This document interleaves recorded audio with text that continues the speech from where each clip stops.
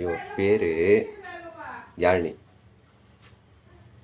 ஏன் உங்களுக்கு இந்த பேர் வச்சேன்னா, பண்டைய காலத்தில் வந்து மன்னர்கள் வந்து அந்திசாய நேரத்தில் தன்னோட நேரத்தை வந்து போக்கணுன்றதுக்காக பல இசைக்கருவிகள் வந்து இசைக்க சொல்லி கேட்பாங்க. அதில் வந்து யாழ் என்ற ஒரு இசைக்கருவி வந்து அதுலேருந்து வரக்கூடிய ஒலி வந்து ரொம்ப மனசுக்கு சந்தோஷமாக இருக்குன்னு சொல்லிட்டு அந்த கருவியை இசைக்க சொல்லி கேட்பாங்க.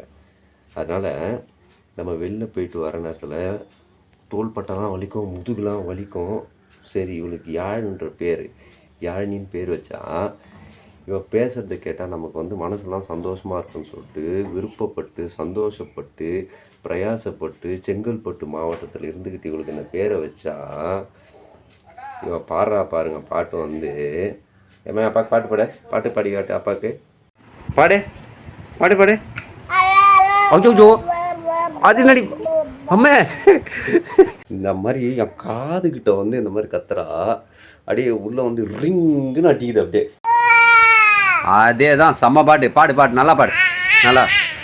பாருங்க பார்த்தீங்களா பாட்டு வேறு என்ன மாதிரி பாட்டு பார்த்தீங்களா. இந்த பாட்டை கேட்கும்பொழுது அப்படியே நம்ம மனசில் இருக்க கஷ்டம்லாம் அப்படியே நீங்கிடும், அப்படியே சந்தோஷம் வந்துடும் இல்லைம்மா? அப்படி தானே? அதே தான் இன்னும் நல்லா அதான் அவ்வளோதான். பாருங்கள், குழந்தை இப்போ வந்து சங்கீதம் கற்றுக்குச்சு.